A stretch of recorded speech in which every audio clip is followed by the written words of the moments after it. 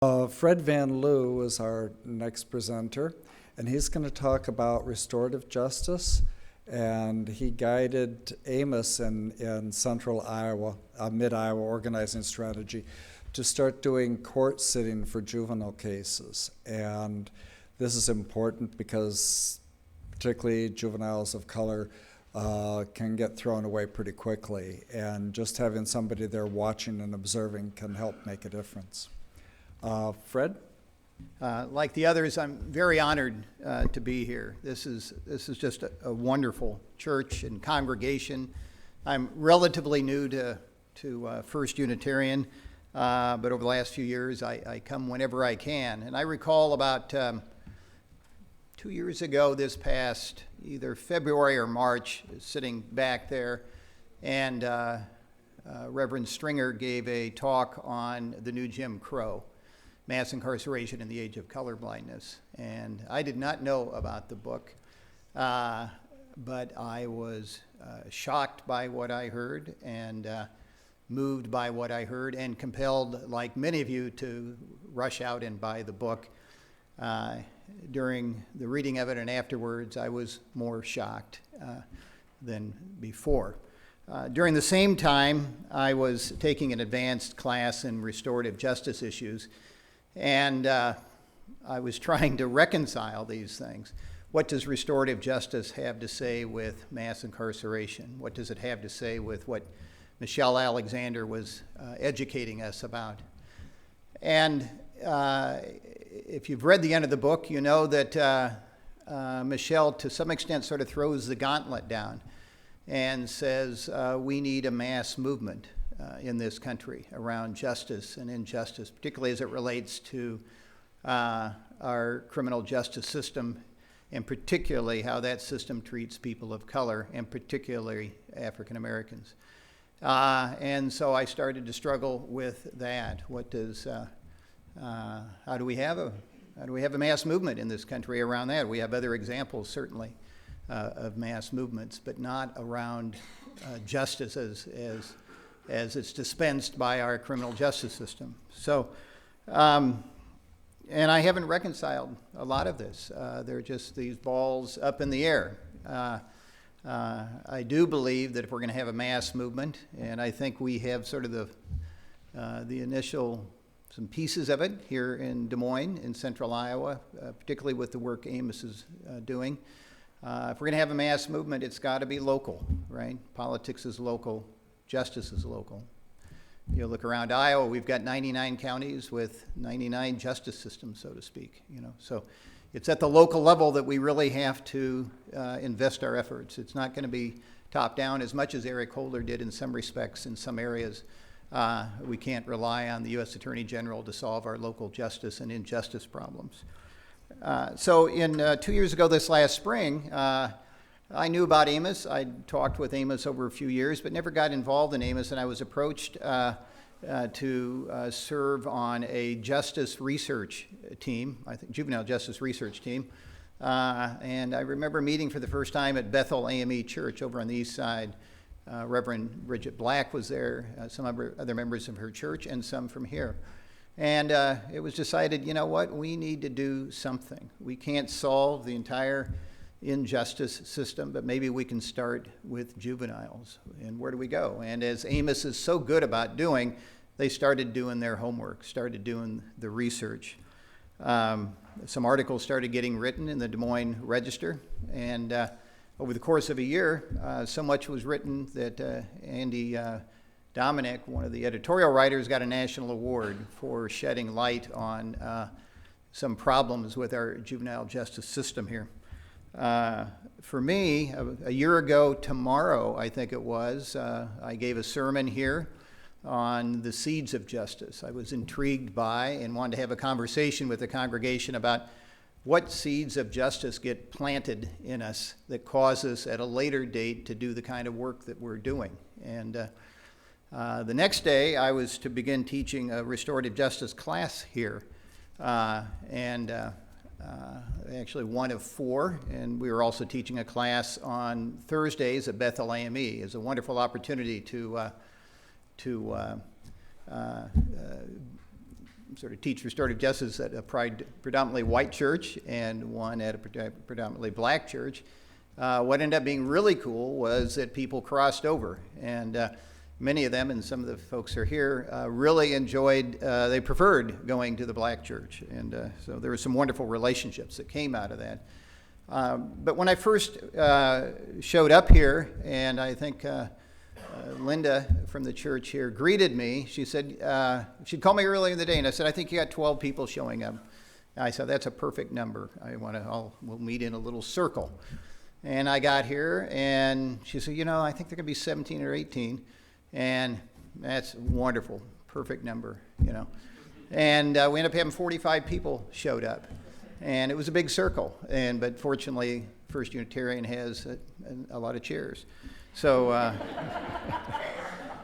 and we spent 2.5 hours going around that circle one time, exploring our personal experiences with justice and injustice, when we first knew that justice even exists, and when we first knew that there's this thing called injustice. And it was one of the most moving experiences of my life that evening. And ever since, whenever I can and I have an opportunity to be with church people or community people, I try to do a justice circle and explore with people their own experiences, because I find it's a wonderful segue to talking about restorative justice. Because when you talk to people about their first experience about justice and injustice, it's usually not about justice, it's usually about injustice.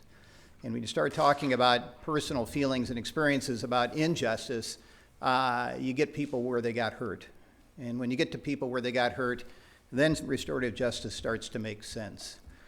One of the things that I've learned over the last couple of years when doing a justice circle, I learned this from a woman who was trained by First Nation peacekeepers, circle keepers, was to have some kind of a ceremony. And she usually does. Her name's Kay Pranis. She's from Minnesota. She goes all over the world teaching peacemaking circle work. She did a 3-day training here in March, and her work goes on here in Des Moines. But oftentimes she'll start with a mindful breathing exercise, which we won't do because we don't have enough time. And then she'll have a little reflective piece before she moves on. And so if you would, in the spirit of Kay Pranis and First Nation people and others, just if you would close your eyes, I want to do a little reading for you, and maybe it'll get us into what restorative justice is about. Something is wrong with our ideas about criminal justice. For one brief moment, a victim and an offender confront each other. Crime establishes a relationship in which one wounds another. But we seldom deal with that wound. We prosecute offenders when we catch them, and we sometimes send them to prison, not for the injury that they did to the victims, but because they broke the law. So now we have 2 wounds, but no healing. The wounds multiply. Friends and neighbors of the victim, concerned for their own safety, start taking greater precautions. Fear is also a wound. The families of prisoners, unable to deal with the separation and stigma, begin to draw apart. Another wound. The victims who are recovering and the prisoners who are being released discover that the community cannot accept them either as victims or as ex-prisoners, and they conceal that part of themselves. More wounds. We must, of course, hold offenders accountable. They've broken the law. They've hurt others at times. If we do not insist that those who commit crimes be held responsible for their actions, we begin to slide into anarchy. But the offender can be held responsible in many ways. It is in our best interest to find those ways that heal wounds, not create new wounds. That's the vision of restorative justice. It's victim-centered in that it focuses on the people who have been harmed. It's participatory in that it involves those directly affected by crime, the victim, the offender, their families, and representatives of the community. It is a process that begins with listening to the victim, community, and offender. It reinforces their common values. It assumes that with crime comes accountability. It responds to crime by efforts to make things right. I'd like to share with you 2 stories. They're actually cases where I'm a lawyer, recovering lawyer, I say. like Harvey Harrison back there, a recovering lawyer. And so we think in terms of cases, right? But they're really stories. They're facts that teach us oftentimes. So this is a case, a story. I write from time to time a blog called The Justice Diary. I wrote this last spring after a meeting at a Unitarian church in Portland, Maine. 8 of us met recently in an upstairs room at First Parish Unitarian Church in downtown Portland. The director of the Portland Center for Restorative Justice and I engaged 6 newcomers in a lengthy role play. Each volunteer had a part as the adult victim of a burglary, the teenage offender, the mediator. Lecture all you want, talk about philosophy and principles, but it takes role playing to get people to a point where they actually feel it, where they feel the process. I'm always fascinated by the transition from problem solver and fixer to listener and mediator. One of our best mediators here locally now is Ellen Taylor, and I have to say she struggled probably from going from problem solver to mediator, and I don't want to put her on the spot, but a few take to it quickly. For many it's a struggle, and for some, try as they might, it never happens. On that evening, one of the naturals arrived a little late. During a break, she apologized. She'd been at her son's baseball game. She said he had a hit, his first hit in 4 years. After the game, he was ecstatic and declared that by the end of the season, he would be hitting home runs.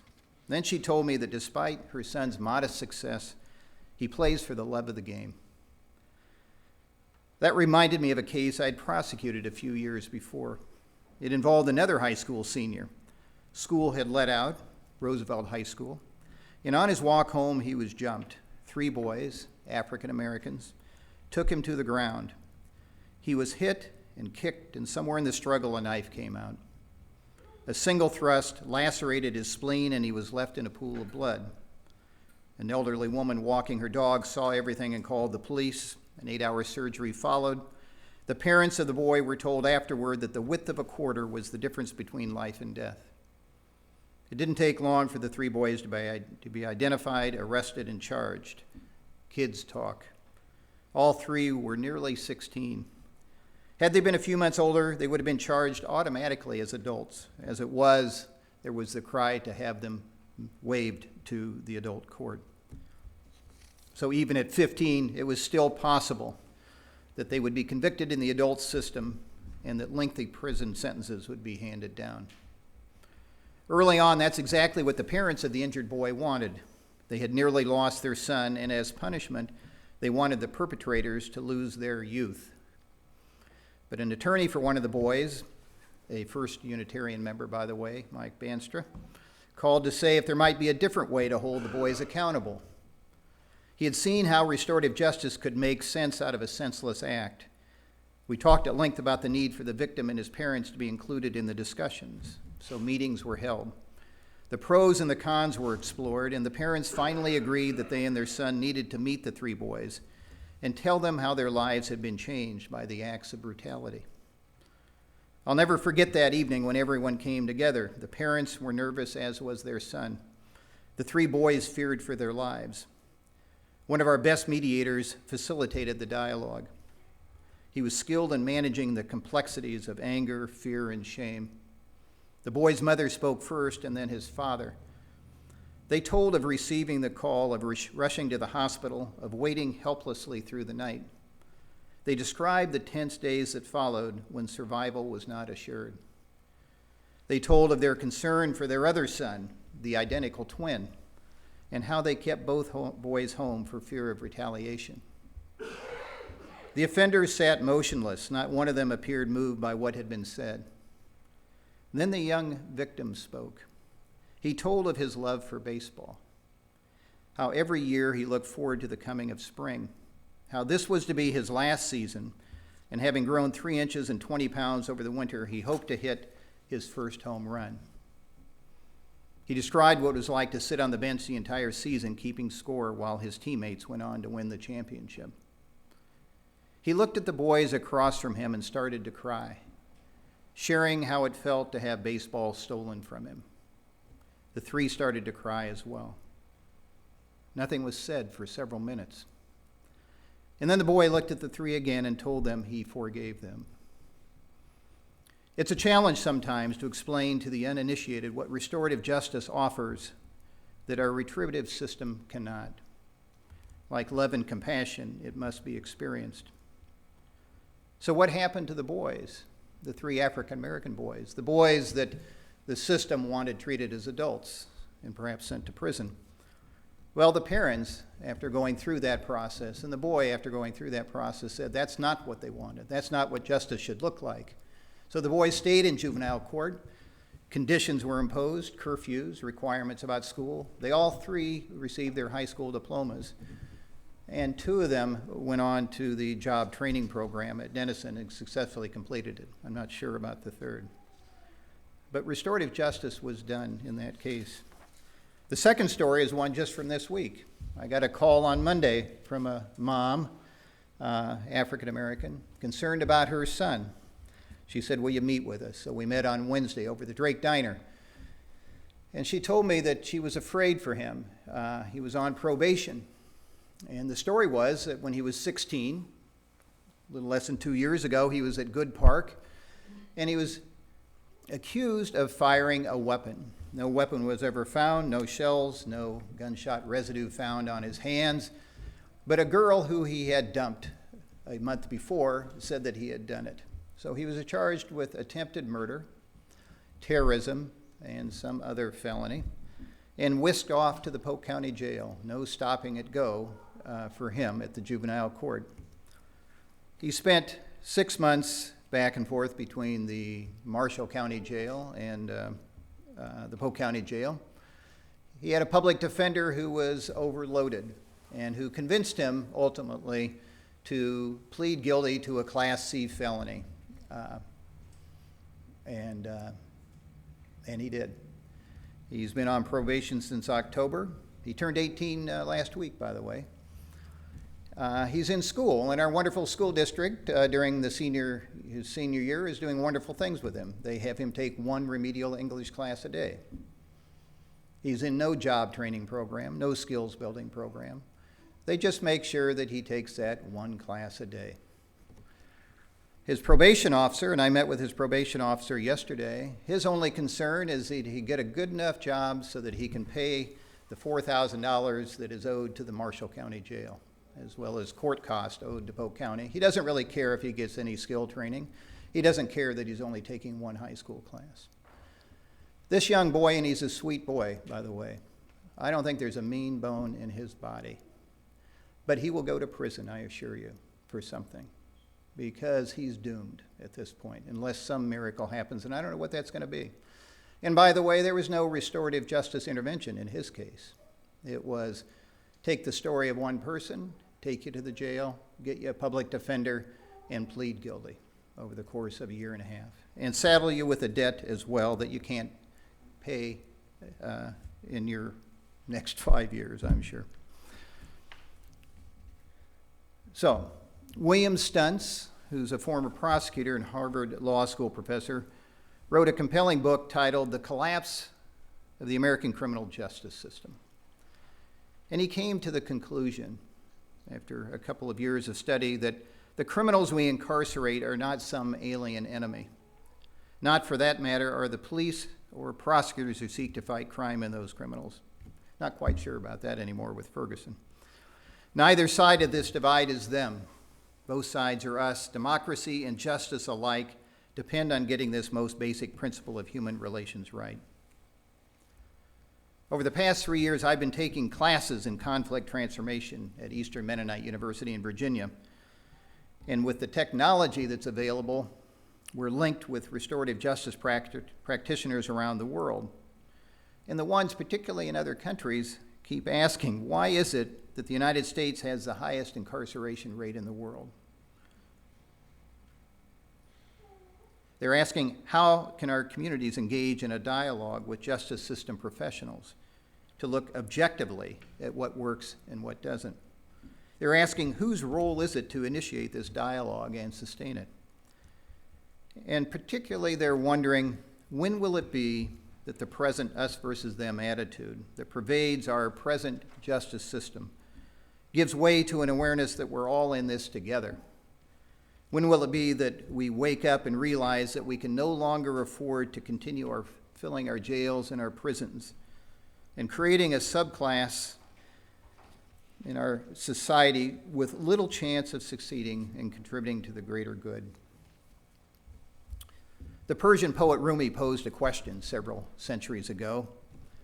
He asked, "What will our children do in the morning if they do not see us fly?" I think if Rumi were alive today in the United States of the 21st century, he might also ask, "What will our children do in the morning if they do not see us wake up? If they do not see us shake off our apathy and our bigotry? If they do not see us take up arms against the many injustices in our own communities? What will the black, the brown, the white children of our inner city and of our suburbs do if they do not see us fly?" Here in Des Moines, I'm really pleased to say that some people are doing some things when it does to justice, led primarily by Amos, a Mid-Iowa organizing strategy. And probably the strongest contingent of Amos members in Des Moines and Central Iowa attend this church on a regular basis. They've done some incredible things in the last less than 2 years. They've created a court watch program. About 100 people have been trained to be courtroom watchers, to go into our juvenile courtrooms particularly and report on what justice looks like, particularly as it relates to kids of color and kids who are poor. They've created a school mediation program, and I think about 40, to date about 40, and by the way, of the court watchers, 20 new court watchers were trained this week, honor students over at Drake University, and they're going to be spending this semester going down to the Polk County Courthouse and getting an education in justice and I would say injustice. About 40 people have been trained to be school mediators, and Ellen Taylor, who I mentioned, her husband Harvey are two of the best, and they head up an effort to get peacemakers into our schools, to get upstream, so to speak, from the justice system, that once kids get into it, it's pretty tough to get out. They've created a racial profiling program to interview victims of racial profiling. And I could go on with the efforts. On Monday, one last effort that Amos has played a large hand in is the Developing Brain Conference. It's going to be held down at the Iowa Events Center. We thought maybe 150, 200 people would show up to a day-long event in which we would look not at juvenile behavior, not through a punishment lens, but through a public health lens. We partnered with Des Moines University Medical School, and they said, absolutely, we want to help, and you can have as many as 300 people. Registration started in early August, and within 10 days, we were over 300 people. We had to move to the Iowa Events Center. We're probably going to have 800 people there Monday. It's an incredible event, and it's an awareness, a growing awareness that we can't treat kids like adults for a variety of reasons: early childhood trauma, developing teenage brain, the biology, the neurology, et cetera. So I would encourage you to go if you can go. So I think some things are being done. I think Rumi might be proud of some of us here in Des Moines. I want to end on a note similar to Reverend Marks when he talked about Dorothy Day, one of my heroes. This is from another hero of mine, Archbishop Oscar Romero. Some people say he wrote this, others say it was just his favorite poem. Either way, the martyr Jesuit priest bishop from El Salvador spoke to some things back in the late 70s that I think are relevant to us today. This is called A Future Not Our Own. It helps now and then to step back and take the long view. The kingdom is not only beyond our efforts, it is beyond our vision. We accomplish in our lifetime only a tiny fraction of the magnificent enterprise that is God's work. Nothing we do is complete, which is another way of saying that the kingdom always lies beyond us. No statement says all that could be said. No prayer fully expresses our faith. No confession brings perfection. No set of goals and objectives includes everything. This is what we are about. We plant seeds that one day will grow. We water seeds already planted, knowing that they could hold future promise. We lay foundations that will need further development. We provide yeast that produces effects beyond our capabilities. We cannot do everything, and there is a sense of liberation in realizing that. This enables us to do something and to do it very well. It may be incomplete, but it is a beginning, a step along the way, an opportunity for grace to enter and to do the rest. We may never see the end results, but that is the difference between the master builder and the worker. We are workers, not master builders, ministers, not messiahs. We are prophets of a future not our own. And I would suggest to Terry that this may well be a poem that you adopt for your new organization. Thanks a lot. Appreciate it.